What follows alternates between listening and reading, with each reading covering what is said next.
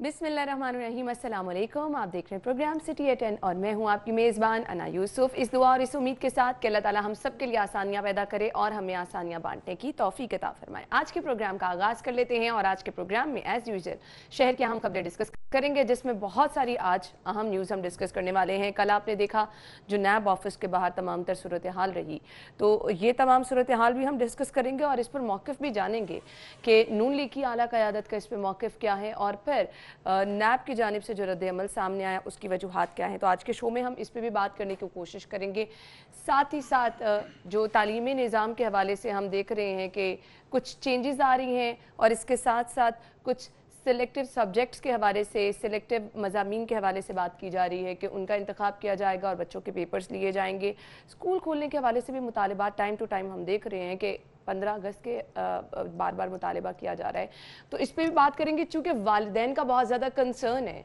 Actually जब इस तरह की खबरें गर्दिश करने लगती हैं सोशल मीडिया पर कहीं ना कहीं नज़र आता है, तो आपको हमें बहुत सारे व्हाट्सएप मैसेजेस ऐसे मौसूल होना शुरू हो जाते हैं कि आया स्कूल खुल रहे हैं या नहीं खुल रहे। तो इस हवाले से भी आपको आज के प्रोग्राम में बाखबर रखेंगे।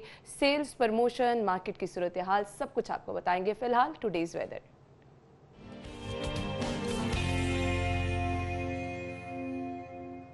जुनेद ने हमें ज्वाइन किया है। जुनेद, बताइए वेदर प्रेडिक्शन क्या है, मौसम आज शहर का कैसा रहने वाला है? जी, आइंदा 24 घंटों के दौरान शहर का मौसम जुज़वी तौर पर अबरआलूद रहने का इम्कान है और महकमा मौसमियात का कहना है कि मौसम अबरआलूद रहने की वजह से शहर के मुख्तलिफ मकामात पर हल्की बारिश हो सकती है, लेकिन बारिश के चांसेस जो हैं वह लाहौर शहर में वो इंतहाई कम हैं। अगर दर्जा हरारत की बात की जाए तो आज ज़्यादा से ज़्यादा दर्जा हरारत जो है वो 36 डिग्री सेंटीग्रेड तक जाने का इम्कान है, जबकि सुबह के वक्त कम से कम दर्जा हरारत जो है वो 27 डिग्री सेंटीग्रेड रिकॉर्ड किया गया। और इसी तरह अगर हवा में नमी के तनासब की बात की जाए तो सुबह के वक्त हवा में नमी का तनासब 81% रिकॉर्ड किया गया, जबकि शाम के वक्त हवा में नमी का तनासब 71% तक जाने का इम्कान है। हवा में नमी ज़्यादा होने की वजह से जो है हब्स और गर्मी की शिद्दत जो है उसमें इजाफा देखने में आएगा और महकमा मौसमियात का कहना है कि आज हवाएं जो हैं 10 से 15 किलोमीटर फ़ी घंटा की रफ्तार से जो है वो चलती रहेंगी। हब्स की शिद्दत जो है वो बरकरार रहेगी, लेकिन महकमा मौसमियात का कहना है कि आइंदा 2 रोज़ तक जो है शहर का मौसम जुज़वी तौर पर अबरआलूद ही रहेगा। जी। आइंदा 2 रोज़ तक शहर का मौसम जुज़वी तौर पर अब्र-आलूद रहेगा और इससे होता क्या है कि मौसम जब इस तरह का होता है, मुख्तलिफ इलाकों में बारिश होती है, हब्स की शिद्दत में इजाफा हो जाता है और गर्मी भी जो है वो ज़्यादा बढ़ जाती है। खैर, आगे बढ़ेंगे, आज की टॉप स्टोरीज़ की तरफ जाएंगे। पहली खबर लीड स्टोरी क्या है डेली सिटी 42 की। मरियम नवाज की पेशी, नैब के बाहर कारकुनों पुलिस में तसादुम और पथराव, शेलिंग भी देखने में आई, फायरिंग, रहनुमाओं समेत कई अफराद जख्मी हुए।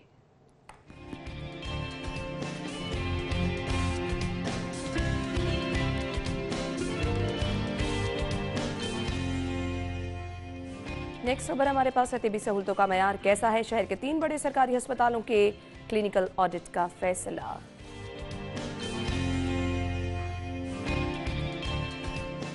शहर में 5 मकामात पर डेंगू लार्वा मिलने की तस्दीक, इंतजामिया ने नाक़िस सर्वेलेंस का इत्तराफ कर लिया।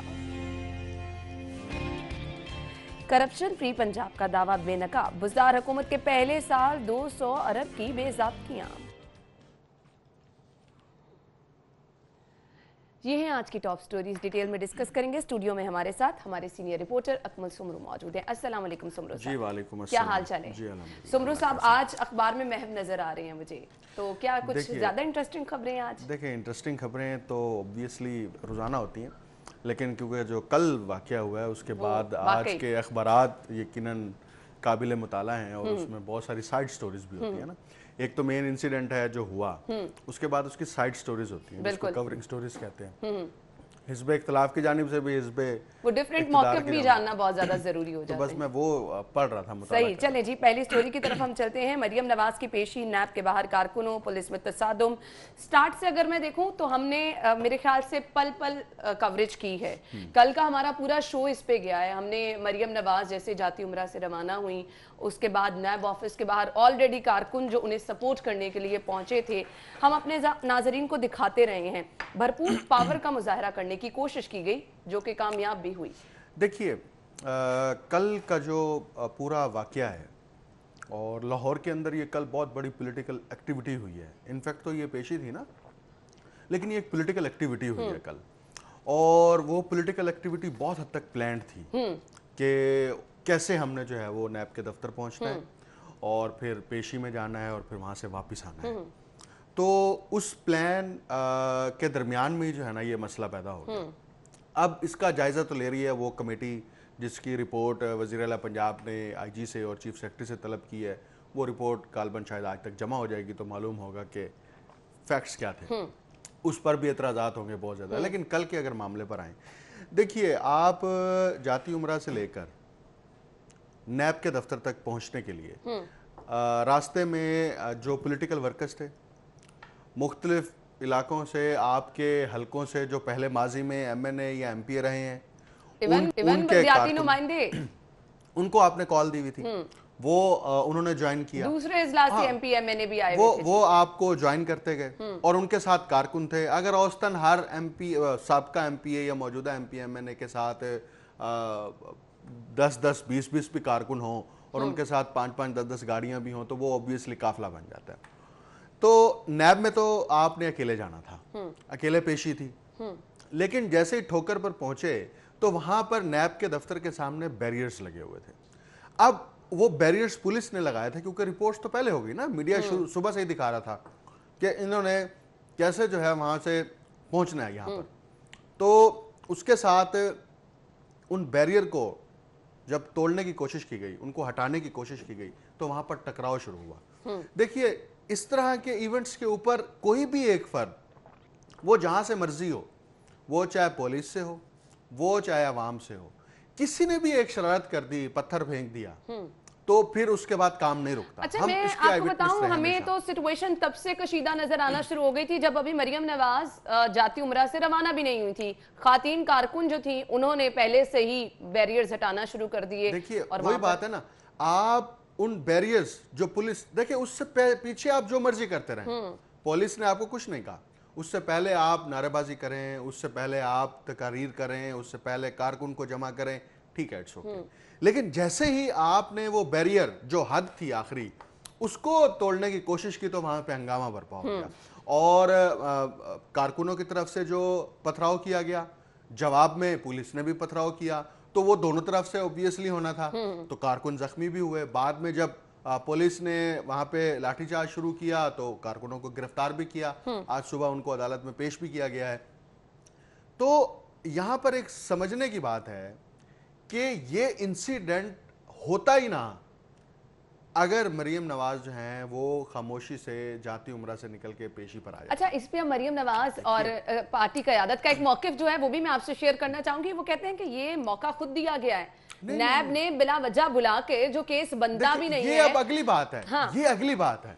आप वहां पर पेशी पे जाती, आप वहां पर जवाबात देकर आ जाती। वहां पर वैसे भी तो आप खड़ी रही हैं ना, 1.5 घंटा इसलिए वहां पर खड़ी रही हैं कि मुझे नैब ने जो बुलाया और मैं जवाब दिया, नैब ने जो वर्बली कहा है कि पेशी मनसूख हो गई है, तो उसका हमें तहरीर ही दें। अब वो मशवरा भी जो है वो राना सनाउल्लाह ने दिया। खुद मरियम नवाज ने कल प्रेस कॉन्फ्रेंस में बताया कि हमें जब तक तहरीरी तौर पर आप नहीं देंगे कि हम पेशी मनसूख हो गई है, हम यहाँ से नहीं जाएंगे। अच्छा, अब यहाँ पर जो पॉलिटिकल इसकी वो हुई है, कन्वर्सेशन हुई है, वो इंतहाई काबिल अहम है कि आप देखिए कि एक पेशी थी और इससे पहले भी मरियम नवाज पेशी पर आती रही हैं, शहबाज शरीफ भी पेशी पर आते हैं, हमजा शहबाज भी पेशियों पर आते हैं, अदालतों में भी जाते हैं। लेकिन इसको इस बड़े लेवल पर जो प्लान किया गया है और उस मौके पर जिस पे आपने अगर कल प्रेस कॉन्फ्रेंस सुनी हो तो प्रेस कॉन्फ्रेंस का पूरा जो लुब्बे लुबाब था ना, वो सिर्फ एक पॉइंट था कि इमरान खान की हुकूमत को सिर्फ 6 महीने मिले, बिल्कुल, और वो 6 महीने की मोहलत है और उस मोहलत की वजह से वो खौफजदा है। ये उसका पूरा लुब्बे लुबाब था। होनी पेशी थी, होनी जो है आपकी नैब के अंदर जो आके जवाबदेही थी, जो भी आपको कॉल अप लेटर जारी किया गया था आपके बकौल, उस कॉल अप लेटर में आपके ऊपर डायरेक्ट कोई एलिगेशन नहीं है, लेकिन फिर भी आपको तलब किया गया। होनी पेशी थी और कितनी ही हैरानकुन बात है कि मरियम नवाज पेशी भी नहीं हुई और हुकूमत के खिलाफ चार्जशीट भी कर गई। बिल्कुल। और हुकूमत के खिलाफ चार्जशीट करने के बाद अब वो हुकूमत के ऊपर जो है वो पर्चा भी दायर कराने की कोशिश कर रहे हैं कि बल्कि कोर्ट में दरखास्त दायर कर दी गई है कि कातिलाना हमला कराया गया और उस पर जो कल राजा बशारत ने प्रेस कॉन्फ्रेंस की, उन्होंने तो यहाँ तक इल्जामात लगा दिए कि पथराव करने के लिए और कारकुनों को साथ लाने के लिए उनको पैसे दिए गए। अच्छा, 1-1 लाख रुपए तक दिए गए। मरियम नवाज ने बाकायदा कहा कि जिस टाइम मेरी गाड़ी पे पत्थर आके लगा, मैंने फौरी तौर पर अपने मोबाइल से ही वीडियो बनाई और मैंने ट्विटर पर वो शेयर भी कर दी कि पता चले कि उनको टारगेट करने की कोशिश की गई है। कर दी थी उन्होंने, उसी वक्त वो फुटेज शेयर की थी और उसके बाद जो है वो मीडिया ने भी फौरी तौर पर न्यूज चलाई कि उनकी गाड़ी पर जो है ऐसे पत्थर आके लगा है। देखिए, जब पथराव हो रहा है, दोनों तरफ से पथराव हो रहा है, पुलिस की जानिब से भी हो रहा है, इनकी जानिब से हो रहा है। पहली बात तो ये है कि कारकुन पुलिस के ऊपर पथराव कैसे कर सकते हैं? देखिए, लॉ एंड ऑर्डर की गाड़ी जिसमें पत्थर है ये कहां से आई? देखिए ये, अच्छा, उस पर तो उन्होंने बड़ी दिलचस्प बात की है। नून लीग वालों ने कहा इनमें पत्थर नहीं, इसमें फूल थे। ये फूल लेकर हम जा रहे थे बड़े पैक करके। उन्होंने पत्थर और फूल का फर्क ही खत्म कर दिया। तो वो पत्थर फूल जैसे वो कोई मोहब्बत का और उसका रिश्ता होता है ना, वैसे ही वो पत्थर भी फूल लगते हैं। तो ये उन्होंने बनाकर पेश किए, लेकिन मीडिया ने कल जो है वो वाज़ेह तौर पर दिखाए, वो शॉप पर रखते हुए भी और उनको वापस नीचे फेंक के उसको फाड़ के उसमें से पत्थर निकालते हुए भी। देखिए, मैंने शुरू में कहा है कि ये पूरा प्लान था बिल्कुल, और वो प्लानिंग में कामयाब रहे हैं। मुस्लिम लीग नून कल की प्लानिंग में कामयाब रही है और पंजाब हुकूमत कह लें, नैब कह लें या जो कहें, वो उनके प्लानिंग को उस तरह से काउंटर नहीं कर सके। अभी देखिए, ये इंसिडेंट खत्म नहीं हुआ, बिल्कुल अभी ये शुरू हुआ है। अब एक नई पॉलिटिकल एनवायरनमेंट क्रिएट होगा। से हुआ है ना कि अब सीएम साहब मुतहरिक हो गए और वो कह रहे हैं जी हंगामा राई करने वालों के खिलाफ कानून हरकत में आएगा और नैब दफ्तर के बाहर जो हंगामा राई हुई है उसका जिम्मेदार जो है उसका ताजुन भी किया जाएगा। रिपोर्ट भी तलब की है ना। देखिए, रिपोर्ट आएगी, रिपोर्ट पर फिर जो है नून लीग मज़ामत करेगी, यानी कि एक नया पॉलिटिकल एनवायरनमेंट पैदा हो गया है और ये चलेगा, आपका 10-15 दिन चलेगा। सुमरू साहब, व्हाट डू यू थिंक? बार बार कहा जा रहा है पंजाब पुलिस ऐसी नहीं थी, जो कल पुलिस का रवैया देखने में आया। डू यू थिंक कि पंजाब पुलिस का रवैया वाकई ठीक नहीं था? पंजाब पुलिस ने हमेशा, मुझे बताएं, मॉडल टाउन केस में यही पंजाब पुलिस नहीं थी और लाहौर के अंदर जितने इंसिडेंट ऐसे होते रहे यही पंजाब पुलिस नहीं थी। यही पंजाब पुलिस जो है ना, वो देखिए, जब पुलिस के ऊपर अटैक करेंगे आप तो पुलिस ने उसका रद्द-ए-अमल करना है। अगर पुलिस को इंस्ट्रक्शंस हैं, अपनी सेफ्टी तो करनी है और वहां पर मौके पर मौजूद जो एसपी होता है उसने डायरेक्शन जारी करनी होती है ना कि आप अब ये कार्रवाई करें। जब तक वो ऑर्डर ना करें आप कर नहीं सकते कुछ। तो पंजाब पुलिस क्या इस इंसिडेंट में बदलती हुई नजर आई है? ये एक पॉलिटिकल स्टेटमेंट है और इसको पॉलिटिकल स्टेटमेंट की हद तक लेना चाहिए। हाँ, ये बात जरूर है कि कल का जो वाकया हुआ है ये 11 अगस्त का दिन है। 11 अगस्त 1947 को ही कायद-ए-आज़म मोहम्मद अली जिन्ना ने एक यादगार तकरीर की थी और कल 11 अगस्त 2020 को ही मरियम नवाज ने एक ऐसी चार्जशीट खड़ी की है और जिससे मौजूदा हुकूमत जो है उसको भी एक नया चैलेंज दे दिया है और साथ में ये भी बता दिया है कि आपके पास सिर्फ 6 महीने हैं, क्योंकि आपको दिया ही 6 महीने का वक्त दिया है। अच्छा, जब उन्होंने ये स्टेटमेंट दी कल तो एकदम मैं लाइव सुन रहा था तो मैं परेशान हो गया, लेकिन उन्होंने उसको फौरी तौर पर कवर अप किया कि जनाब ये मैं नहीं कह रही, ये आपने खुद कहा है कि हमें 6 महीने का वक्त दिया गया और हम आप अपने वुज़रा को 6 महीने का वक्त दे रहे हैं, उसके बाद हमें नहीं पता क्या होगा। तो इस तरह से आपने उसको कवर कर लिया, लेकिन असल बात आप कह गए। बिल्कुल, बाकी सारी बातें जो है ना वो साइड की बातें हैं, वो ठीक बिल्कुल ऐसे ही है। खैर, ये हमने कल प्रेस कॉन्फ्रेंस भी देखी और सीएम साहब की स्टेटमेंट भी आपके साथ शेयर की है कि जी कानून हरकत में आएगा, कार्रवाई होगी, लेकिन नून लीग की क़यादत का इस पर मौक़िफ़ जानना बहुत ज़्यादा ज़रूरी है। तो आगे चल के हमारे मेहमान जब हमें ज्वाइन करेंगे तो उनकी राय हम इस पर ज़रूर लेंगे। फिलहाल ब्रेक लेंगे, ब्रेक के बाद ज्वाइन करते हैं। से खुशामदीद कहेंगे। अगली खबर हमारे पास है जी, शहर में 5 मकामात पर डेंगू लार्वा मिलने की तस्दीक और इंतजामिया ने नाकिस सर्वेलेंस का एतराफ़ कर लिया। बड़ी बात है, इंतजामिया ने एतराफ़ कर लिया है। सुमरू साहब, देखिए जी, बात यह है इंतजामिया ने डेंगू के ऊपर काम ही नहीं किया। देखिए, एतराफ़ तो करना बनता है। आपकी डेंगू की जितनी मशीनरी थी, जितनी गाड़ियां थी, लेकिन आप कोरोना वाला तो वैसे बहाना कम हो गया ना। आप जाएं उधर कज़ाफ़ी स्टेडियम, वहाँ पे जो इनका डायरेक्टोरेट बना हुआ है वो गाड़ियां सारी वहाँ डंप खड़ी हुई। अच्छा, आपकी जो डेंगू की जो टीमें थी आपने उनको मुतहरिक नहीं किया, आपने सैंपल्स कलेक्शन ही शुरू अच्छा, उस पे ये था ना, जवाब दिया जा रहा था कि हमारी तमाम तर मशीनरी कोरोना की तरफ से। देखिए, डेंगू के जो टीम थी वो बिल्कुल अलग थी। डेंगू की जो टीम जो हायर की गई थी, डेंगू की जो गाड़ियां थी, आप टीम की बात कर रहे हैं, तो अस्पतालों में ये सुना था कि डेंगू वार्ड को कोरोना वार्ड में तब्दील कर दिया। वो तो किया था ना वहां पर, वो तो ऑब्वियसली उनको करना था, डेंगू का पेशेंट नहीं था तो इन्होंने डेंगू के पेशेंट ना होने की वजह से वो किया। उसका नतीजा ये हुआ कि इनकी मुकम्मल तवज्जो कोरोना की तरफ चली गई तो डेंगू की तरफ गई नहीं। अब हुआ क्या, हुआ ये कि जो जिस सीजन में लार्वे को कंट्रोल करना था और कैंपेन लॉन्च करनी थी और शहरियों को और इदारों को, वर्कशॉप को, खुली मकामात पर पानी के जमा होने को कंट्रोल करना था, उन दिनों में किया नहीं तो लार्वा बन गया। बिल्कुल, जब लार्वा बन गया तो अब उसमें से मच्छर भी निकल आएंगे। अब मुझे ये बताएं, तो आपने कहा कि जिन दिनों में कंट्रोल करना था किया नहीं, क्या इनको पता नहीं था बारिश होने वाली है? क्या इनको पता नहीं था ये पीक सीजन है? देखिए वो गफलत है इनकी। बुनियादी तौर पर यह है कि ये तो अगर किसी भी हेल्थ की मीटिंग के अंदर कोई भी एक बंदा, रेलिवेंट बंदा जो है वो सिर्फ ये निशानदेही कर देता कि जनाब ठीक है हम कोरोना के ऊपर कर रहे हैं लेकिन अलर्ट रहें कि डेंगू भी आने वाला है, क्योंकि वो किसी न किसी ने वज़ीर आला को बताना था ना, क्योंकि वज़ीर आला को तो पता ही नहीं होता ना, वो तो बताना पड़ता है आपको कि जनाब आपने ये काम भी करना है। फिर वो कोई अहकामात जारी करते और फिर हो जाता। अब सूरत हाल ये है कि शहर के मुख्तलिफ इलाकों से जहाँ से सैंपल्स कलेक्ट किए जा रहे हैं, जहाँ पे सर्वे किया जा रहा है, और दोबारा से टीमों को मुतहरिक करना बहुत ज़्यादा ज़रूरी हो गया है, क्योंकि आपने कुछ मकामात पर सर्वेलेंस की और वहां से डेंगू लार्वा मिला। ये 5 मकामात हैं।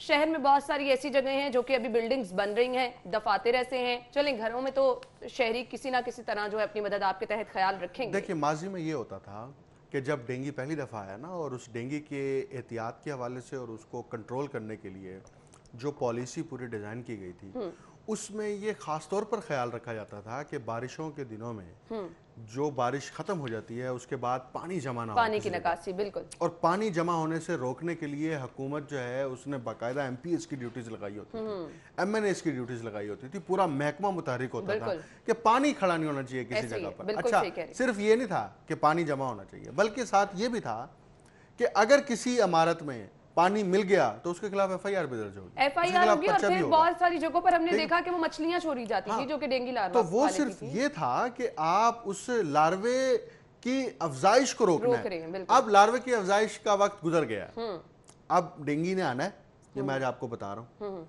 वो लार्वा जो बना है, शहर में 13 लार्वा जो बना हो चुके हैं, लार्वा बना, वो लार्वा मच्छर में तब्दील होने को है और कुछ जगह पे हो गया।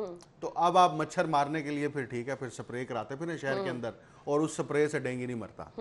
डेंगू का कंट्रोल सिर्फ और सिर्फ लार्वे का कंट्रोल है। बिल्कुल। और अभी जो पहली दफा डेंगू का आउटब्रेक हुआ था उसमें जो डेथ रेट था वो भी हमारे सामने था। बिल्कुल। हुकूमत को चले जो गफलत हो चुकी, अब चाहिए कि कम से कम अपनी फौरी तौर पर टीमें तश्कील देकर, सेक्रेटरी ने जो डिप्टी कमिश्नर को ख़त लिखा है, डिप्टी कमिश्नर आगे उसको एग्जीक्यूट कर ले कि तमाम जोन्स के अंदर जो है नीचे डायरेक्शंस जारी कर दे और कम से कम जो है एक्टिविटीज स्टार्ट हों, जो मशीनरी वहाँ पर गल सड़ रही है उसको दोबारा से मुतहरिक करें। क्योंकि अब हम इस चीज़ के मुतहम्मिल नहीं है, हमने अस्पतालों के अभी हमने 5 महीने का जो है ना, 5 महीने का जिस तरह से कठिन मुश्किल तरीन वक्त गुजारा है पाकिस्तान की कौम ने, लाहौर की आवाम ने, अभी बड़ी ही मुश्किल से वो चीजें दोबारा से बहाल हुई हैं। तो अब ये चीजें सामने हमारा इंतजार कर रही हैं। कि हमारे हालात भी हेल्थ डिपार्टमेंट के ऐसे नहीं है कि वो खुदा न खास्ता अगर कोई और बड़ी मुश्किल आती है तो उससे जो है वो निमट सके। कोरोना की तरफ भी मैं बात करना चाहूंगी। 2 मरीज जाम बहक हुए हैं गुज़िश्ता अगर 24 आवर्स की हम बात करें, और 55 नए केसेस रिपोर्ट हुए हैं। सुमरू साहब, इस चीज़ को अब हमने कवर करना है, इस चीज़ को अब हमने ख़त्म करना है, निज़ाम ज़िंदगी बहाल कर दिया गया है, लेकिन ये चीज़ें अपनी जगह, मैं अब जब भी कहीं जाती हूँ, विज़िट करती हूँ, जो लोगों का रवैया है, मुझे नहीं लगता कि हम जो है राइट ट्रैक पे जा रहे हैं। देखिए अभी लाहौर शहर के अंदर जो कोरोना पेशेंट की सूरत हाल है, मजमूई तौर पर सरकारी और प्राइवेट अस्पतालों में 42 मरीज़ जो हैं वो कोरोना के ज़ेर इलाज हैं, दाखिल हैं, और इसमें से क्रिटिकल कोई भी नहीं है। यानी कि 15 दिन बाद अगर ये अब भी दाखिल हुए, हम जरा मार्जिन से डिस्कस कर लें, अगर ये अब भी दाखिल हुए हैं तो 15 रोज़ के बाद जो है वो ये उम्मीद की जा सकती है कि ये कोरोना फ्री हो जाएंगे और इनकी रिपोर्ट्स नेगेटिव आ जाएंगी, तो आपका वो 0 पेशेंट चला जाएगा। लेकिन इसके साथ जो है आपने बाकी नए पेशेंट को रोकने के एतबार से कह लें, देखिए एक चीज़ शहरियों के अंदर बहुत हद तक डेवलप हो गई है, वो इम्यूनिटी सिस्टम है, वो बहुत हद तक डेवलप हो गया। और इस वक्त भी शहर के अंदर बहुत सारे शायद ऐसे अफराद हों जो एसिम्प्टोमेटिक हैं और उनको कोई अलामात नहीं है, लेकिन उनको हो सकता है कि वो कोविड का शिकार हो। लेकिन इसके बावजूद शहरी जो हैं वो अब इसको दीदा दिलेरी कहें, इसको एतमाद कहें, इसको वो मुआशी मसाइल और प्रेशर कहें, आप जो मर्जी नाम दे लें, बिल्कुल, लेकिन बहरहाल जो इसके हवाले से SOPs हैं उस पर एहतियात कर लेनी चाहिए कि आप उस एहतियात के ज़रिए से शहर के अंदर जो है मूवमेंट करें, ताकि आप मैक्सिमम जो है उस चीज़ से अवॉइड रह सकें या अवॉइड कर सकें। तो पेशेंट की सूरत हाल तो सामने है कि सिर्फ 42 पेशेंट हैं और वो भी उनमें से कोई क्रिटिकल नहीं है, तो वो 42 पेशेंट भी 2 वीक्स बाद डिस्चार्ज हो जाएंगे।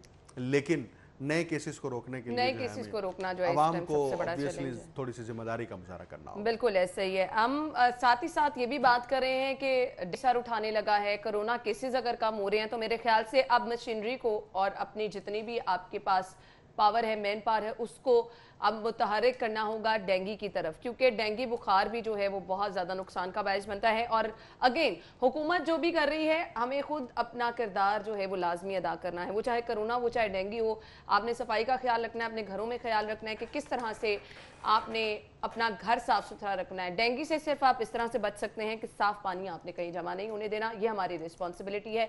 हुकूमत को तो हम तनकीद करते रहते हैं, हमने अपनी जब तक रिस्पॉन्सिबिलिटी नहीं निभानी हम इन चीज़ों से नहीं बच सकते। ज्वाइन करेंगे आपको ब्रेक के बाद। और एक और सबसे पहला एतराज़ ये उठाया गया है कि आपने मनपसंद जो अफराद हैं उनको मनपसंद से मुराद ये है कि जो करीबी अजीज होंगे, जो जानने वाले होंगे। सुमरू साहब, ये किस दौर में नहीं होता?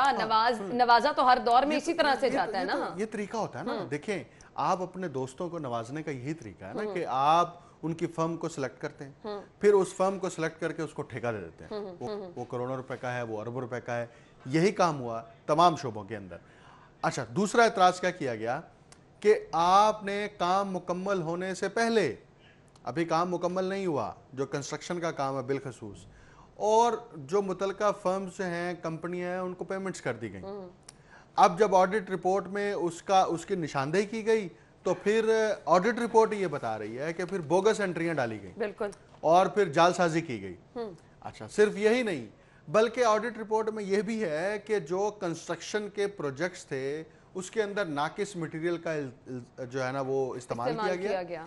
और वो नाकिस मटेरियल के इस्तेमाल की वजह से वो कंस्ट्रक्शन का या वो रेलिवेंट शोबा, चाहे एक स्कूल के अंदर क्लासरूम की तामीर हो, चाहे एक सड़क की तामीर हो, या चाहे महकमा आबपाशी के अंदर जो है वो आपने नए बंद बनाए हो, या नहरों को पक्का किया हो, या जो भी है आप, इसका मतलब वो नाकिस हैं और वो 6 महीने बाद, साल बाद जो है उनको दोबारा से तामीर करना पड़ेगा, यानी दोबारा से आप खजाना लाएंगे। तो ऑडिट रिपोर्ट जो है ये संगीन तरीन इल्ज़ामात हैं पंजाब गवर्नमेंट पर, उस्मान बुज़दार की हुकूमत पर, और उस्मान बुज़दार की हुकूमत को और ख़ुद उस्मान बुज़दार को इस पर वजाहत देना होगी। और वजाहत इसलिए देना होगी क्योंकि ये पब्लिक मनी है, और पब्लिक मनी जो आपने अपने दोस्तों को, अपने अजीज़ों को, या जिस को भी नवाजी है, उसका हिसाब आपको देना पड़ेगा। और ये फाइल का हिस्सा बन गई है। देखिए, PTI हुकूमत शायद ये तसव्वुर कर रही है कि 5 साल जब ये अपने पूरे कर लेगी और जब कल को इनकी हुकूमत नहीं होगी तो इनको कोई कुछ नहीं करेगा। ये इनके ऊपर पूरी फाइल रही हैं, बिल्कुल ऐसे ही है। ये फाइलें बन रही हैं इनके, ये नैब की फाइलें तैयार हो रही हैं। ये जब इनकी हुकूमत जाएगी तो फिर ये फाइलें नैब में जाएंगी, और फिर फाइलें जब नैब में जाएंगी तो फिर इनकी पकड़ दकड़ होगी, फिर ये शोर मचाएंगे, देखें जी हमें पकड़ रहे हैं। बिल्कुल ऐसे ये बड़ा ही खूबसूरत है पाकिस्तान की सियासत के अंदर।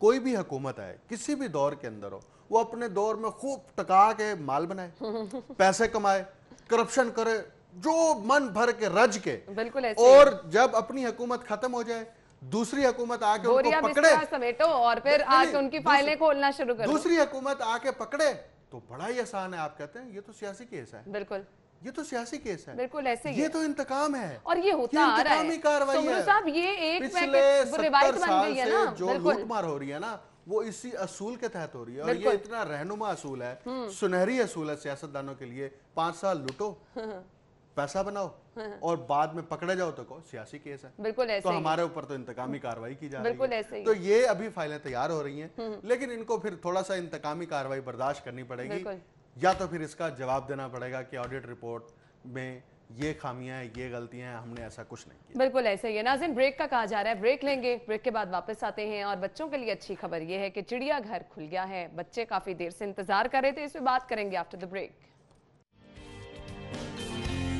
है जी, चिड़ियाघर जो है वो खुल गया है।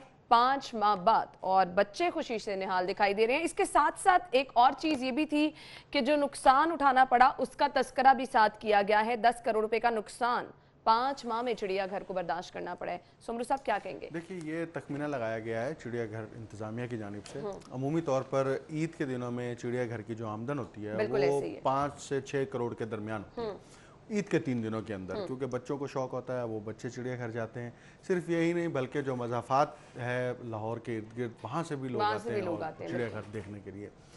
लेकिन कोरोना की वजह से और एहतियाती तदाबीर की वजह से चिड़ियाघर को बंद रखा गया और इस दौरान खुद चिड़ियाघर इंतजामिया को भी मुश्किलात और परेशानी का सामना रहा। ऑब्वियसली वहाँ पे भी इतने सारे वर्कर्स हैं जिनकी, देखिए, उनकी तनख्वाहों का मामला है, उसके बाद उनके एक्सपेंसेस हैं डेली बुनियादों पर। देखिए, वहाँ पर जो जानवर हैं, जानवरों की देखभाल के लिए सिर्फ आपको अफराद नहीं चाहिए, जानवरों की खुराक का बंदोबस्त, जानवरों के लिए अब जैसे शेर हैं, शेरों के लिए रोजमर्रा की बुनियाद पर गोश्त चाहिए, ताज़ा गोश्त उनको खिलाना है। अब जब उनको ताज़ा गोश्त खिलाना है तो उसके लिए पैसे भी चाहिए। अब पैसे जो हैं वो आपके लिए एक रेवेन्यू सोर्स जो था वो आपके वो बच्चे या वो जो विजिटर आते हैं वो बंद रहा, उसकी वजह से नुकसान। लेकिन दोबारा खुलने से यकीनन ये नुकसान तो पूरा नहीं होगा क्योंकि वो तो पैसे जो लगने थे वो लग गए। लेकिन अलबत्ता ये है कि जो बच्चे जिनको इश्तियाक होता है कि वो चिड़ियाघर जाएं, बार बार जाएं, हो सकता है उनकी तादाद में इजाफा हो जाए और वो रश ज़्यादा होने की वजह से किसी हद तक उनको जो है वो बैलेंस मिल जाए।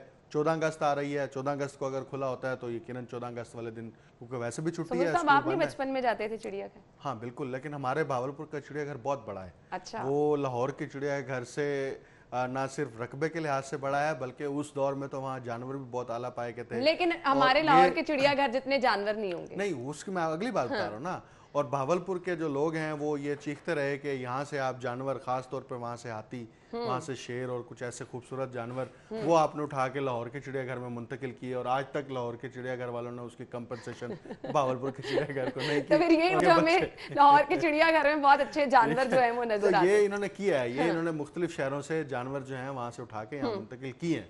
ये लाहौर चिड़ियाघर को खूबसूरत रखने के लिए और खूबसूरत बनाने के लिए दूसरे शहरों ने कुर्बानियां दी हैं। इसीलिए मुझे याद है हमारे बचपन में चिड़ियाघर में ऑलमोस्ट सब जानवर होते थे। खैर, बच्चों के लिए ये अच्छी खबर थी, तो इसी से हम बाइंड अप करते हैं। Thank you so much Soomro साहब आपके वक्त के लिए। नाज़रीन, ब्रेक में जाएंगे, आप न्यूज हेडलाइंस जानिए, हम शो में दोबारा हाजिर होंगे।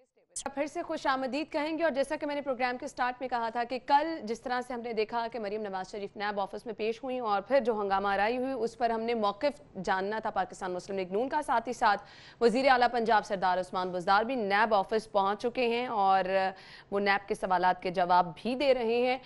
अभी स्टूडियो में हमारे मेहमान जिन्होंने हमें ज्वाइन किया है उनका तारुफ मैं आपके साथ कराना चाहूंगी। जनरल सेक्रेटरी पाकिस्तान मुस्लिम लीग नून ख्वाजा इमरान नज़ीर साहब ने हमें ज्वाइन किया है। अस्सलाम वालेकुम।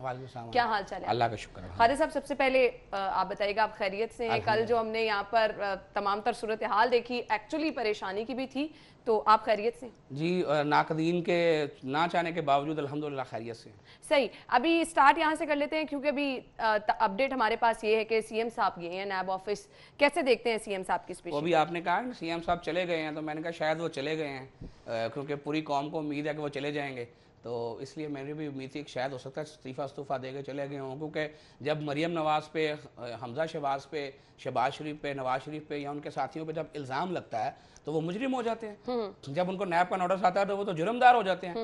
और यहाँ जब बुज़दार साहब के बारे में बात की गई, अभी तो उनको नोटिस आया, ये तो इल्ज़ाम है, वो कोई मुजरिम थोड़ी हैं। तो ये जो ज़ाब्ते और कानूनी तकाजे बदल जाते हैं ना, PMLN के बारे में और होते हैं और PTI के बारे में और होते हैं, आपका ये कहना है। तो हमें उम्मीद है कि अभी तो ये एक इशू जो है वो आया सामने। यहाँ तो चौकी मुहर्रर तक को ट्रांसफ़र करने के पैसे लिए गए हैं और जितनी गंदी करप्शन इन्होंने की है आप सोच भी नहीं सकते इसके ऊपर। और जिस लो लेवल से स्टार्ट किया इन्होंने करप्शन, आप उस पर सोच नहीं सकते। ट्रांसफर, पोस्टिंग्स, कौन सी चीज ऐसी है जिस पे पैसे नहीं लिए गए? और ये इंशाल्लाह ताला बातें निकलेंगी, आज नहीं कल नहीं। कब तक ये सिलसिला चलेगा?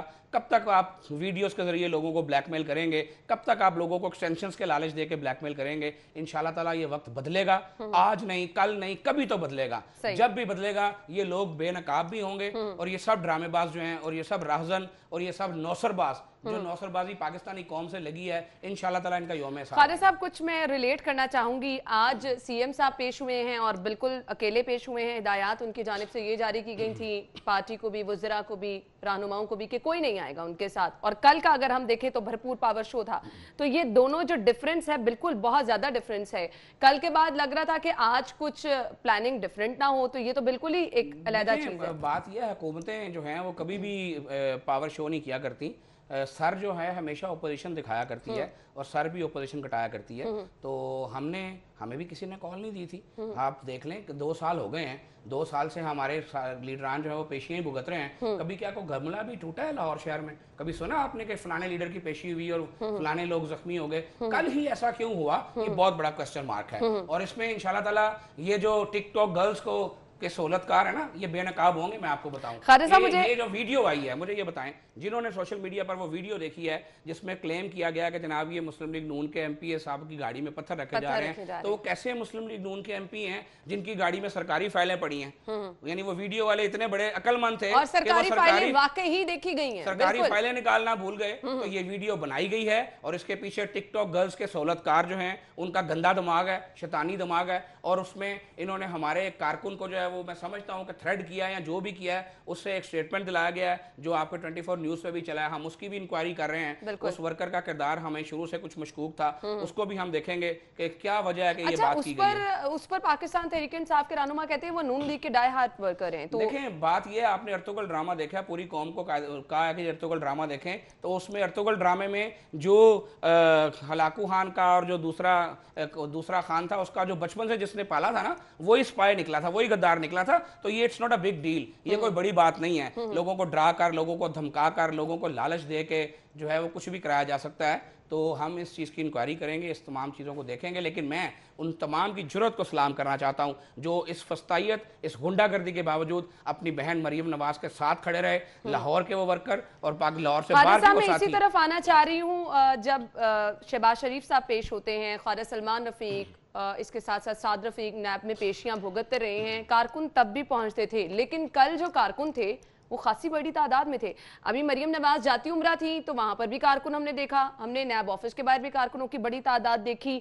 तो ये मोहब्बत में आए थे या एक्चुअली कॉल देकर कारकुनों को बुलाया गया था? कॉल कभी भी नहीं होती। और जो सीधी सी बात है, ये जरूर पता होता है, सोशल मीडिया पे कुछ दिनों से चल रहा था, अपने तौर पे जो PMLN लवर्स हैं वो कह रहे थे एक दूसरे को कि हमें वहाँ आना चाहिए, क्योंकि बाजी मरियम जो हैं वो, आप तमाम हालात आपके सामने हैं कि इन तमाम हालात से जब वो गुजरी, अपने वालिद को उन्होंने बिल्कुल डेथ बेड के करीब जाते देखा, वो जो उनकी हालत हुई वो आपको भी पता है। और उसके बाद जब उनके वालिद बाहर चले गए इलाज के लिए तो वो खामोश थी, और वो खामोशी मैं समझता हूँ कि हुक्मरानों को हजम नहीं हुई। और मरियम नवाज की खामोशी तोड़ने का मतलब यह है कि इन्होंने अपने पाँव पर खुद कुल्हाड़ी मारी है, और ये पंगा इमरान नियाज़ी साहब ने खुद लिया है। जब मरियम नवाज खामोश थी तो इनको सब्र और शुक्र करना चाहिए था कि मरियम नवाज खामोश है। यानी आप कह रहे हैं कि कल जो सब कुछ हुआ ये हुकूमत ने खुद मौका दिया? बिल्कुल, ये हुकूमत ने मौका दिया। और मैं आपको बताऊंगा ना कि मैं जब ब्रिज से ठोकर से नीचे उतरा तो मुझे आखिरी सिरे तक सर ही सर नजर आए। दरमियान में कुर्सियां नहीं थी, वो ये PTI का जलसा नहीं था कि 10-10 फुट के फासले पे कुर्सियां लगी हों, रात का अंधेरा हो, लाइटें लगी हों ताकि लंबा क्राउड नजर आए।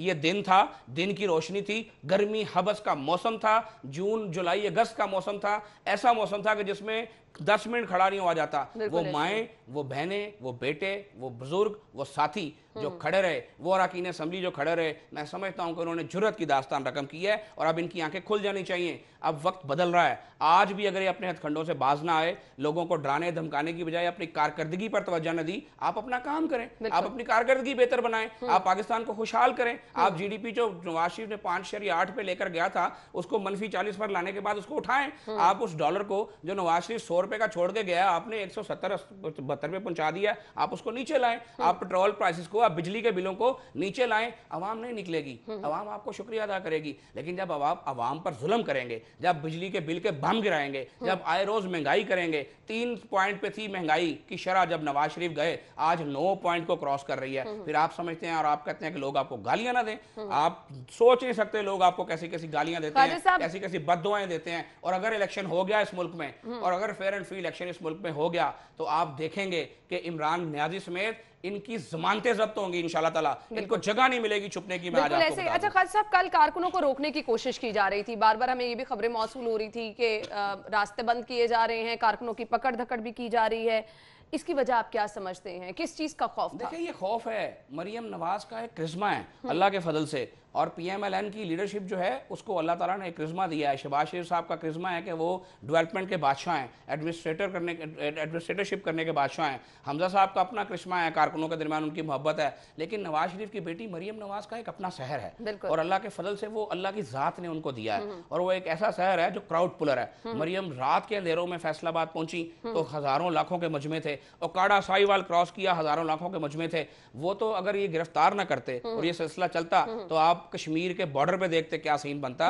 और आज मरियम नवाज अल्हम्दुलिल्लाह एक अटल सियासी हकीकत बन चुकी हैं, और इंशाल्लाह ताला आने वाला वक्त ये दिखाएगा और ये फैसला करेगा कि एक जुर्रतमंद बाप की, गैरतमंद बाप की बहादुर बेटी जो खड़ा होना जानती है। पंजाब के लोग जो हैं वो बड़ा पसंद करते हैं ऐसे उन लोगों को जो दुश्मन की आंखों में आंखें डाल के बात करें, जो खड़े हो जाएं, तो इसीलिए मरियम नवाज जो कि हक सच के साथ जुर्रत से। अच्छा, मरियम नवाज ने कल ट्विटर पे जो वीडियो शेयर की, उन्होंने अपनी प्रेस कॉन्फ्रेंस में भी ये चीज मेंशन की कि जैसे ही उनकी गाड़ी पर हमला किया गया, उन्होंने अपने ही मोबाइल फोन से वीडियो बना के वो शेयर कर दी। ये बड़ी टेक्निकल बात है जी, उनकी बुलेट प्रूफ गाड़ी थी, बल्कि इवन अगर मैं ये कहूं कि शायद बम प्रूफ भी थी, उसका शीशा टूटना जो कि यकीनन पत्थर के साथ नहीं टूट सकता, ये फायर किया गया है, और ये साजिश थी मरियम नवाज को नुकसान पहुंचाने की। ये नोटिस भेजकर बुलाना और ये तमाम वीडियोस बनाना, ये इसी तरह से एक माहौल क्रिएट करना कि शायद पथराव हुआ और ये हुआ, ये एक साजिश के तहत किया गया है। मैं वीडियो मुझे कोई शेयर कर रहा है कि जिसमें शायद PTI के कुछ लोग क्लेम कर रहे हैं कि हम कल PMLN के झंडे पकड़ के जाएंगे और ये काम करेंगे।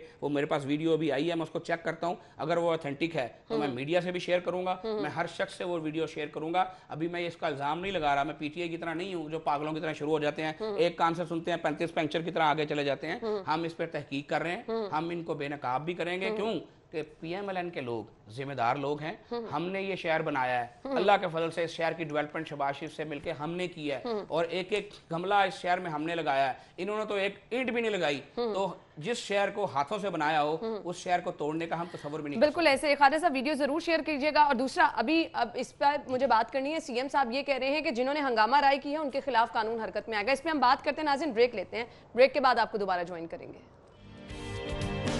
फिर से खुश आमदीद कहेंगे। इससे पहले कि हम गुफ्तगू का सिलसिला आगे बढ़ाएं, मरियम नवाज ने कल जब गाड़ी पे पथराव किया गया तो जो वीडियो बनाई थी आपके साथ पहले वो शेयर करते हैं।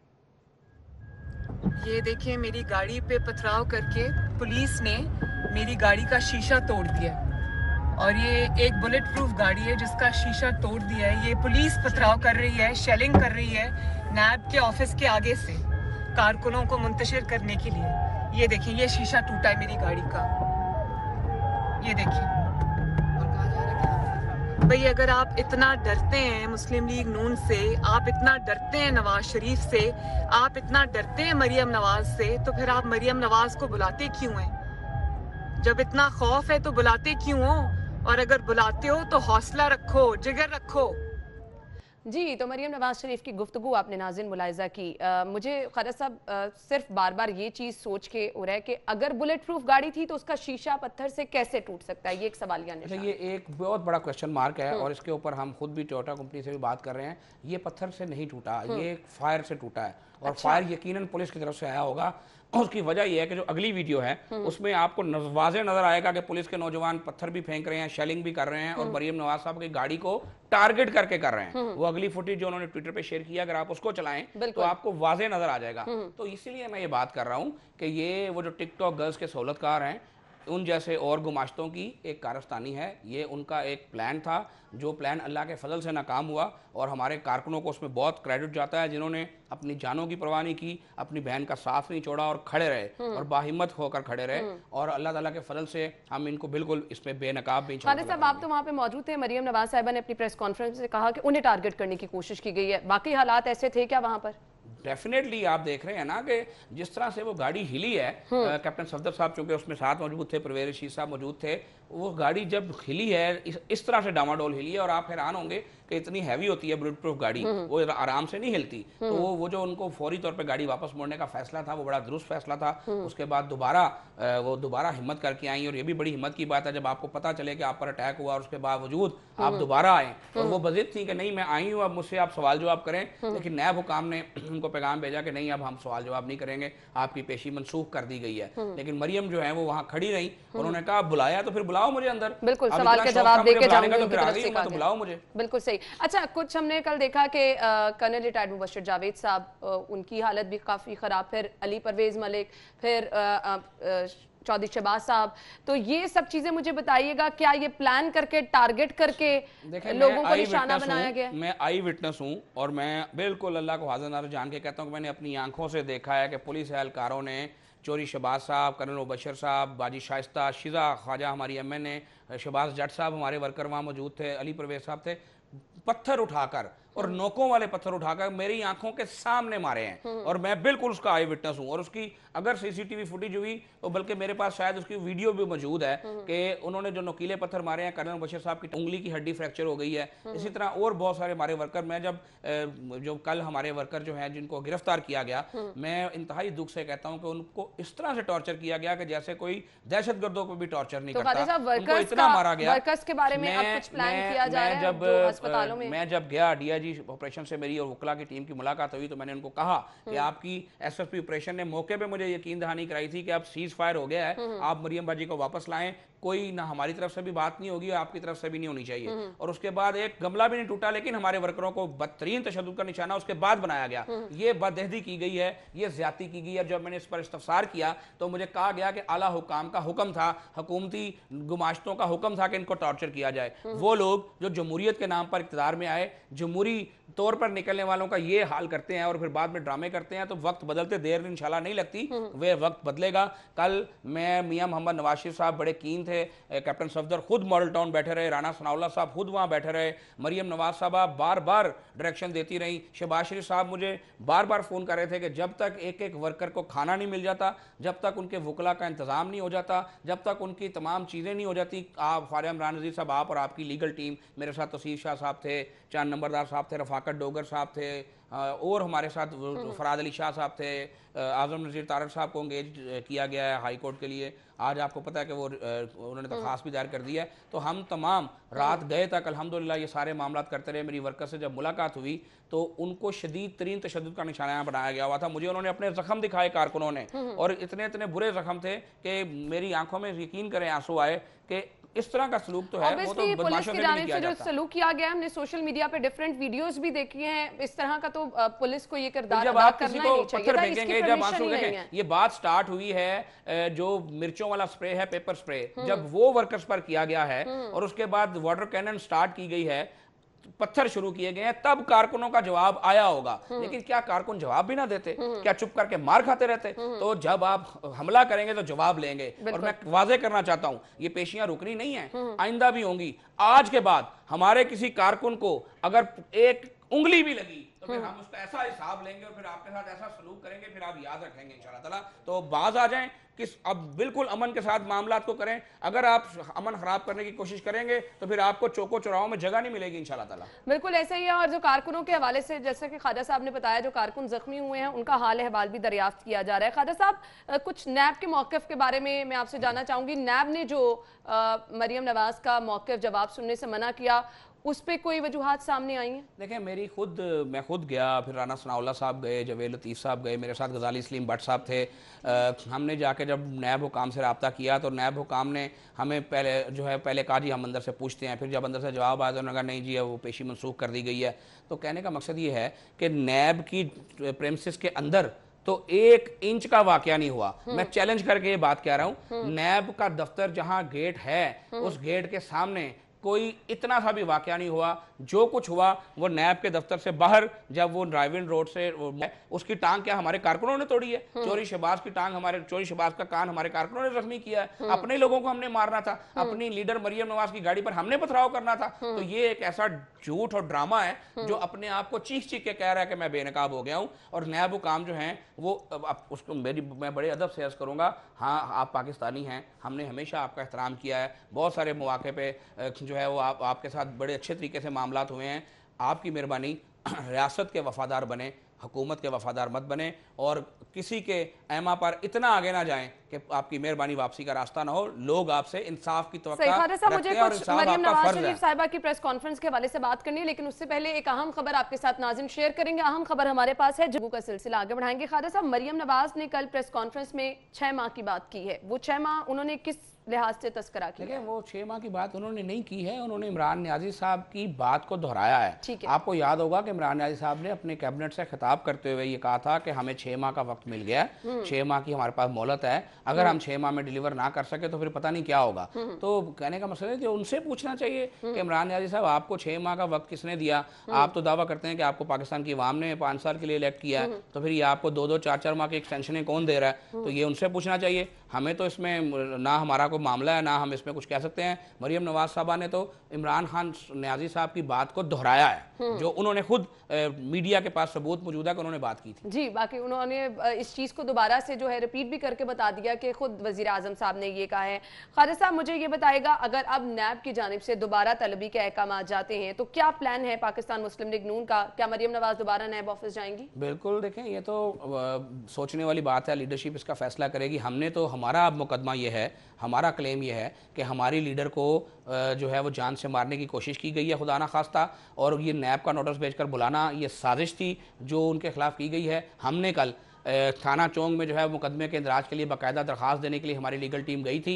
उस दरखास्त को वहां वसूल नहीं किया गया, सब प्लान किया गया। दूसरी जानिब हुकूमत की तरफ से मौक़िफ़ भी आ रहा है मरियम नवाज को पाकिस्तान मुस्लिम लीग नून ने ये प्लान पावर शो किया। बिल्कुल, ये साबित हो जाएगा कि इंशाल्लाह ये जो सरकारी फाइलों वाली गाड़ी में पत्थर रखने की फुटेज बनाई गई है, ये इन्होंने बनाई है और वर्कर से बयान भी इन्होंने दिलवाया है, और ये सारा जो फायरिंग की गई है शीशे पे ये इन्होंने किया है। और मैं आपको बताऊं, कल अगर ये इतने सच्चे थे, इनको कोई खौफ नहीं था, तो क्यों हमारी थाना चौंक कैसा चो ले जाएं? तो ये जब हाल हो, अब अदालत में हम जाएंगे, हम अदालत में ये कहेंगे कि हमारे साथ ये ज़्यादती और जुल्म करने की कोशिश की गई है, और आपका मतलब है कि जब एक दफ़ा उन पर अटैक हो चुका है तो हम दोबारा अटैक करवाने के लिए वहाँ पर जाएं। अब अगर इन्होंने आना है तो आएँ, आके तफ्तीश कर लें। तफ्तीश ही करनी है, सब कुछ तो ये मरियम साहबा को पूछ चुके हैं। जब इतने माह वो आपके पास कैद रही हैं तो उस वक्त आप उनसे मौसम का हाल पूछते रहे हैं, उस वक्त आप उनसे उनकी किताबें पूछते रहे हैं, तो उस वक्त पूछ लेते ना कौन सी राजी थी तो कौन सा मामला था। इसी तरह शहबाज शरीफ साहब का भी यही मामला है कि भाई आपके पास कितने दिन शहबाज शरीफ कितने महीने कैद रहे, आपने सारी तफ्तीश उस वक्त कर ली, उस वक्त क्या आप उनके साथ क्या लूडो खेल रहे थे? अब आपको याद आ गया कि शहबाज शरीफ मैसेज क्या देना चाहेंगे? मैसेज मैं ये देना चाहूंगा कि हमारे हुक्मरान जो हैं इनको ना शर्म है ना हया है। आवाम से मेरी अपील है कि दुआ करें, अल्लाह ताला से दुआ करें, अल्लाह हम सब के गुनाह माफ़ करे, क्योंकि हमारे जब गुनाह बढ़ते हैं तो ऐसे हुक्मरान हम पर मुसल्लत होते हैं। और ये वो हुक्मरान हैं जो कहते थे कि डॉलर बढ़े तो समझो हुक्मरान चोर है, महंगाई बढ़े तो समझो हुक्मरान डाकू है। तो अब आपको पता चल गया होगा कि जो आपको नौसरबाजी की गई थी, जो आपको बेवकूफ़ बनाया गया था, और ये चोर और डाकू हम पर मुसल्लत किए गए हैं। अल्लाह ताला की ज़ात इनसे हमें निजात अता फरमाए और पाकिस्तान को अल्लाह ताला तरक्की दे और फलाह के रास्ते पर लेकर। बिल्कुल ऐसे आवाम की भी यही दुआ है और यही मुतालबा है कि अल्लाह ताला हमारी मुश्किलात को आसान करे और आसानियाँ हम सब लोगों के लिए पैदा करे। Thank you so much Khwaja Sahab, बहुत बहुत शुक्रिया आपका। नाज़रीन, ब्रेक की तरफ मुझे जाना है, ब्रेक के बाद आपको ज्वाइन करेंगे, हमारे साथ रहिएगा। फिर से खुश आमदीद कहेंगे और नाज़रीन कुछ बात करने जा रहे हैं प्रोग्राम के इस हिस्से में। हम देख रहे हैं स्कूल्स खुलने के हवाले से बाज़गश्त है कि 15 सितंबर से खोले जाएंगे स्कूल, और इसके बाद फिर हम एक ये भी हल्का देख रहे हैं जिसकी जानिब से बारहा मुतालिबा ये किया जा रहा है कि 15 अगस्त से वो स्कूल खोल देंगे। फिर SOPs पर किस हद तक अमल दरामद किया जाएगा। सेकेंडली, बार बार बात की जा रही है स्मार्ट सिलेबस की, तो इसकी वजूहात क्या हैं? आया स्मार्ट सिलेबस में चीज़ें कवर की जाएंगी, बच्चों का नुकसान तो नहीं होगा? ये चीज़ें देखना बहुत ज़्यादा ज़रूरी है, क्योंकि कुछ चीज़ें सीरीज़ पे चल रही होती हैं। आपको एक क्लास में वो चीज़ पढ़ेंगे तो दूसरी क्लास में जाके आपको उसकी क्लैरिटी होगी। तो स्टूडेंट्स के लिए किस तरह से ये चीज़ें मैनेज की जा रही हैं, बहुत अहम मरहला है। और फिर आपके बोर्ड इम्तिहानात हैं, उसमें इस चीज़ को कैसे इंप्लीमेंट किया जाएगा, ये सब चीज़ें हम डिस्कस करेंगे। स्टूडियो में हमारे साथ हमारे मेहमान मौजूद हैं। सरबराह पाक-ए-वान तालीम, कोऑर्डिनेटर डिस्ट्रिक्ट एजुकेशन अथॉरिटी भी हैं, काजी नईम अंजुम साहब। इन्हें खुशामदीद कहेंगे। अस्सलाम वालेकुम, क्या हाल चाल है आपके? थैंक यू सो मच, बहुत बहुत शुक्रिया आपके वक्त के लिए। सबसे पहले तो दो ऐलानात आजकल बाज़गश्त कर रहे हैं, सोशल मीडिया पर भी, हम मीडिया पे भी देख रहे हैं। 15 सितंबर से हुकूमत ने ऐलान किया, लेकिन 15 अगस्त से भी मुतालबा किया जा रहा है स्कूल खोले जाएं। आप क्या कहेंगे इस पे? देखिए 15 अगस्त तो चंद दिनों के बाद है, और इस वक्त जो सिचुएशन है और गवर्नमेंट ने जो अनाउंसमेंट की है, उन्होंने स्ट्रिक्टली कहा है कि अभी तक ऐसी सूरत नहीं है कि हम स्कूल ओपन कर दें। और 15 सितंबर के लिए उन्होंने 7 सितंबर की डेट दी है कि उस दिन हम फाइनल अनाउंसमेंट देंगे। ये टेंटेटिव डेट है, और इंशाल्लाह जो सूरत हाल है इसके मुताबिक श्योर है कि 15 सितंबर को ओपन हो जाएंगे इंशाल्लाह। सही, 15 सितंबर को ओपन हो जाएंगे। और उसके बाद जो नेक्स्ट मरहला है, मेरे ख्याल से वहाँ से आप लोगों का इम्तिहान शुरू हो जाएगा। बहुत ज़्यादा एक्टिव होने की ज़रूरत है और SOPs पर अमल दरामद कराने की बहुत ज़्यादा ज़रूरत है। यहाँ पर SOP वो वाले नहीं चलेंगे जो हम मार्केटों में देख रहे हैं, जो हम बाज़ारों में देख रहे हैं। यहाँ पे एक्चुअली क्योंकि बच्चों का मामला है और बच्चे उस तरह से समझबूझ चीज़ों की नहीं रखते हैं, तो रिस्पॉन्सिबिलिटी आप लोगों पर आएगी। किस तरह से मैनेज किया जाएगा? यकीनी बात है, हमारे लिए हमारे स्टूडेंट्स, हमारे जो स्टाफ है इंतहाई ज़्यादा इंपॉर्टेंट है, और उनके लिए हमने अपने पूरे अरेंजमेंट्स मुकम्मल किए हुए हैं। हर किस्म के लिए हम रेडी हैं, और हमें बड़ा टाइम भी बहुत मिला जिस, और प्लानिंग भी स्कूल्स की तो थी। इससे पहले भी अगर स्कूल ओपन हो जाते तो SOPs वो मुकम्मल करने के लिए तमाम अरेंजमेंट्स किए हुए थे। देखिए सबसे पहले तो हम डिसइंफेक्ट करेंगे अपने स्कूल्स को, नीट एंड क्लीन करेंगे, और सोडियम कार्बोनेट के साथ हम उसे अच्छी तरीके के साथ क्लीन करेंगे, और डिसइंफेक्ट जब हो जाएगा, और उसके बाद गेट पर जब ये स्टूडेंट्स इन होंगे तो उसके लिए बड़े अच्छे शानदार अरेंजमेंट्स हैं। हमारा स्टाफ मौजूद होगा, छुट्टी के टाइम पर मौजूद होगा, सैनिटाइज़र स्कूल्स में मौजूद होंगे, बच्चों के लिए कंपलसरी होगा मास्क पहन कर आएँ, टीचर स्टाफ के लिए कंपलसरी होगा मास्क यूज़ करें। डिस्टेंस के लिए जो गवर्नमेंट के इंस्ट्रक्शंस हैं कि वो हो 6 फीट का, लेकिन वो शायद पॉसिबल ना सब SOPs तो ऑब्वियसली सभी लोगों को पता है। अब इस पे इम्प्लीमेंट कराना मेरे ख्याल से ये बड़ा मरहला है। आप बाहर जानिब हम देख रहे हैं, बातचीत तो की जा रही है, अब इस पे मॉनिटरिंग करना कि आया जो आपने SOP स्कूल इंतज़ामिया को दिए हैं उस पर अमल दरामद हो रहा है या नहीं, उस पर फिर आप फाइन्स भी रखें, सख्त कार्रवाई भी करें। तो इसके लिए भी क्या कोई प्लानिंग की गई? देखिए स्कूल्स के लिए टीचर्स जो हैं वो अपने बच्चों को बड़ी अच्छी तरह समझती हैं और उनको एजुकेट करती हैं। वो डेफिनेट उनके माइंड में इसकी इंपॉर्टेंस डालेंगे। जब बच्चे को किसी भी चीज़ की अहमियत का पता चल जाता है वो खुद उसकी कोशिश करता है। हम पेरेंट्स को भी एजुकेट करेंगे कि वो केयर दें। और हमारे ये पहले 2 वीक जो हैं 14 डेज़ जो है इंतहाई ज़्यादा इंपॉर्टेंट होंगे। उसमें इंशाल्लाह ताला ठीक रहा तो आगे फिर थोड़ा सा ज़रा में और कॉन्फिडेंट हो जाएंगे। जहाँ तक इम्प्लीमेंटेशन ना करने का है इंशाल्लाह इसकी नौबत नहीं आएगी। लेकिन अगर कोई भी कानून किसी भी चीज़ के लिए बनाया जाता है, अगर उसके मुताबिक अमल नहीं किया जाता तो जो कानून में उसके मुताबिक फिर उसकी कार्रवाई होती है, ये तो बहुत ज़्यादा ज़रूरी है। अच्छा मुझे ये बताएगा स्मार्ट सिलेबस पॉलिसी क्या है?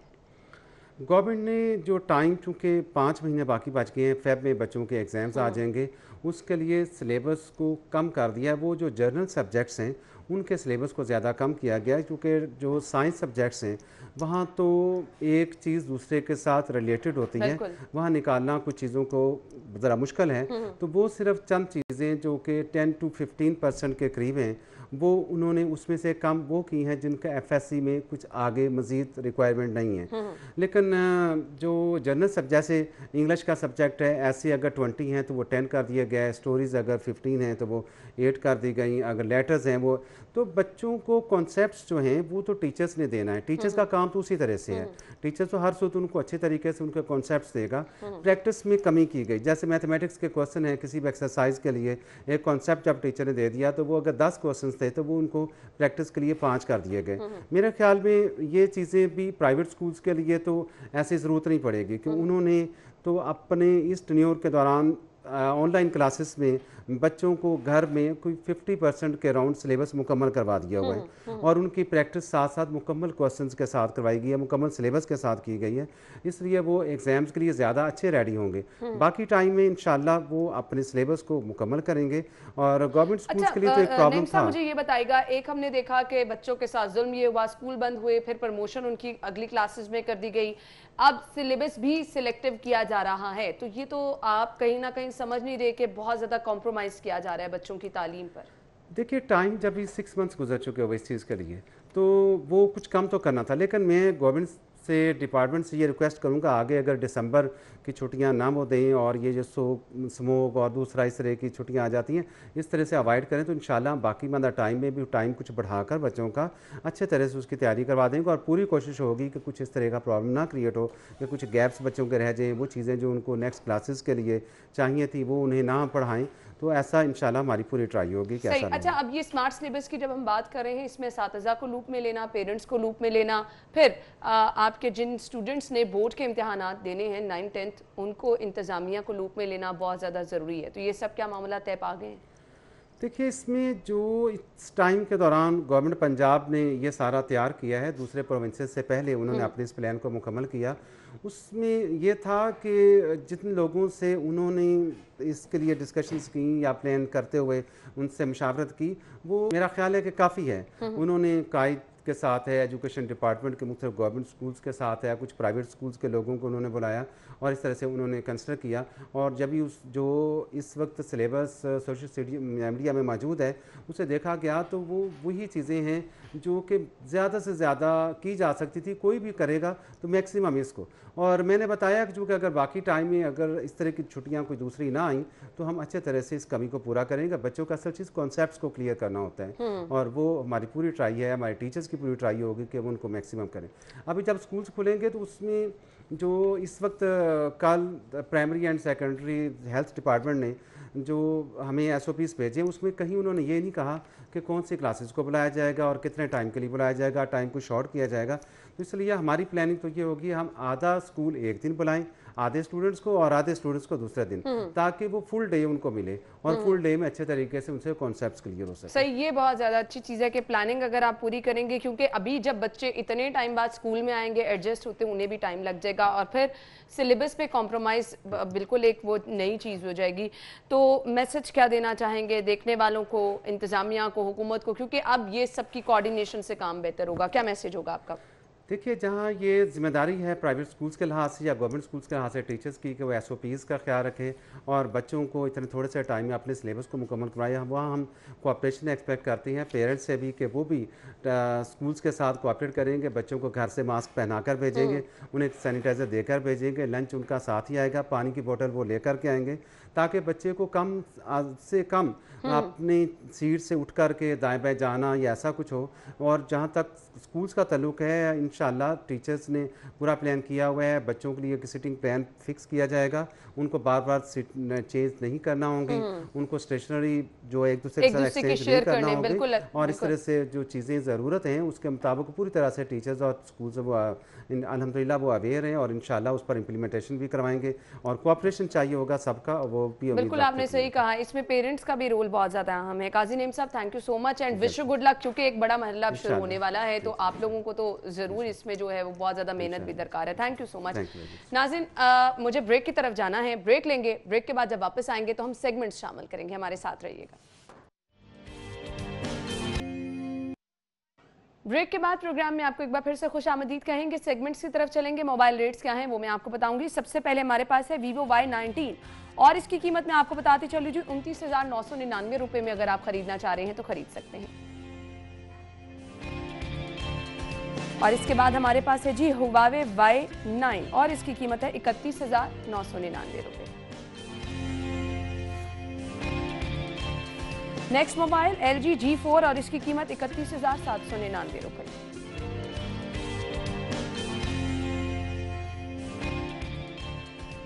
Next mobile Q mobile Noir E8 27,500 रुपये में आप खरीदना चाह रहे हैं तो खरीद सकते हैं। जी तो नाज़रीन, मोबाइल रेट्स आपने जान लिया, आगे बढ़ेंगे, अगले सेगमेंट की तरफ जाएंगे जो कि है आज के भाव।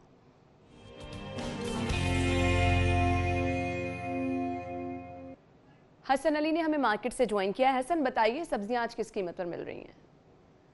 जी बिल्कुल, शहर में अगर सब्जियों कीमतों की बात की जाए तो कीमतों में कोई कमी जो है वो नज़र नहीं आती है। और ख़ास तौर पे अगर सरकारी नरख़नामे की बात की जाए तो आज जो है वो सरकारी नरख़नामे में एक सब्ज़ी की कीमत में इजाफा कर दिया गया। जबकि अगर सरकारी नरख़नामे की बात की जाए तो सरकारी नरख़नामा जारी ज़रूर किया जाता है, लेकिन उस पर अमल दरामद नहीं किया जाता। शहर के किसी भी इलाके में कीमतों की बात की जाए तो शहर के मुख्तलिफ इलाकों में टमाटर जो हैं वो 70 रुपये से लेकर और 100 रुपये तक फ़रोख्त किए जा रहे हैं। आलू जो है वो 70 से 90 रुपये तक फ़रोख्त किए जा रहे हैं। लहसुन 300, जबकि अदरक जो है वो 500 रुपये फी किलो तक फ़रोख्त किया जा रहा है। लीमू जो है वो 160 रुपये में फ़रोख्त किए जा रहे हैं। शहरियों का यही कहना है कि हुकूमत को चाहिए कि वो अगर महंगाई कंट्रोल नहीं कर सकती तो कम से कम अपने जारी करदा सरकारी नरख़नामे के मुताबिक शहर भर में सब्जियों की फ़रोख्त को यकीनी बनाएं, ताकि आम शहरियों को, आम सार्फिन को महंगाई के इस दौर में रिलीफ मिल सके। जबकि उनका ये भी कहना है कि हुकूमत सिर्फ दावे करती है लेकिन आवाम को रिलीफ देने के लिए कोई इक़दाम हुकूमत की जानिब से नज़र नहीं आते। दूसरी तरफ जो सब्ज़ी फरोश हैं वो यही कहते नज़र आते हैं कि हमेशा छोटे सब्ज़ी फरोशों को, छोटे दुकानदारों को जुर्माने किए जाते हैं, लेकिन जो असल जड़ है, जो मुनाफाखोर माफिया है, उसके खिलाफ कोई कार्रवाई अमल में नहीं लाई जाती, जो कि मंडियों में मौजूद है।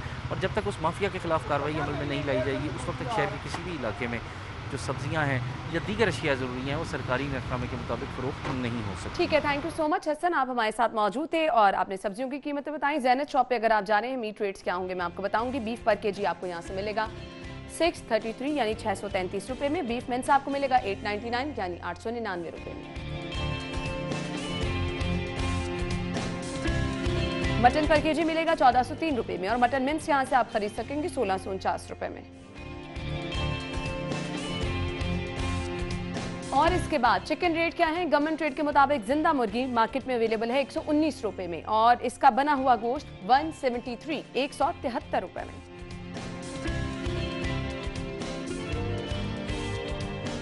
और इसके बाद एग रेट्स क्या हैं वो भी जान लीजिए जी। सबसे पहले रिटेल प्राइस में आपको बताऊंगी 132 रुपये दर्जन में आप अंडों की खरीदारी कर सकेंगे। रिटेल प्राइस 132 रुपये दर्जन है। नेक्स्ट होलसेल पे अगर आप जाएंगे तो 130 रुपये दर्जन में आप अंडों की खरीदारी कर सकते हैं। और इसके बाद अगर आप गोरमे पे खरीदारी करने के लिए जा रहे हैं तो यहाँ पे 131 यानी 131 रुपये में आप अंडों की खरीदारी कर सकेंगे। और अब आगे बढ़ेंगे, अगला सेगमेंट शामिल कर लेते हैं। अगला सेगमेंट है हमारा बचत बाजार।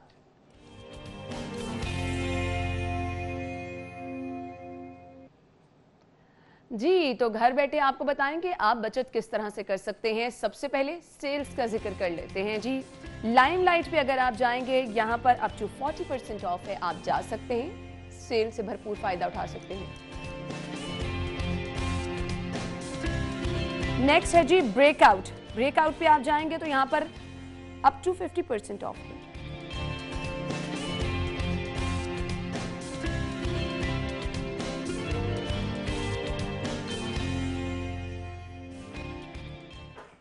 कारफोर पे अगर आप जा रहे हैं तो प्रमोशन पर क्या चीजें अवेलेबल हैं वो मैं आपको बताऊंगी। सबसे पहले है जी मेबेलिन फिट मी फाउंडेशन और इसकी प्राइस है जी 1699, 759 में ये अवेलेबल है प्रमोशन पर, यानी 940 रुपीज़। अच्छा खासा डिफरेंस है जी, आप 940 रुपीज़ बचा सकेंगे।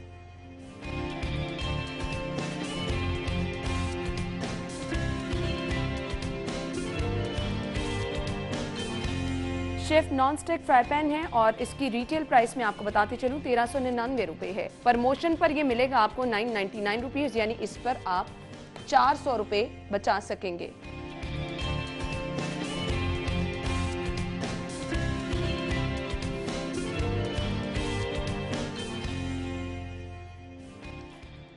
सेल्स प्रमोशन आपने जान ली, अगले सेगमेंट की तरफ जाएंगे। अगला सेगमेंट है माल का हाल।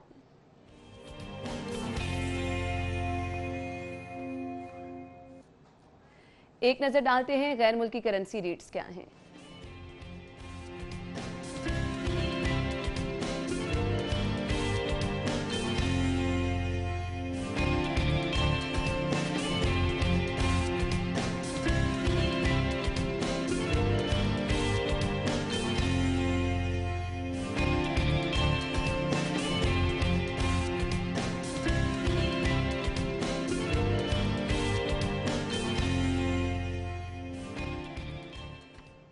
जी तो नाज़रीन, इसी के साथ ही प्रोग्राम का वक्त अपने इख्तिताम को पहुंचा। आई होप आज का प्रोग्राम आपको पसंद आया होगा। फीडबैक अपना जरूर दीजिएगा, मुझे दुआओं में याद रखिएगा। इंशाल्लाह कल जिंदगी रही तो सेम टाइम पर आपसे फिर से मुलाकात होगी। इजाजत दीजिए, अल्लाह हाफिज।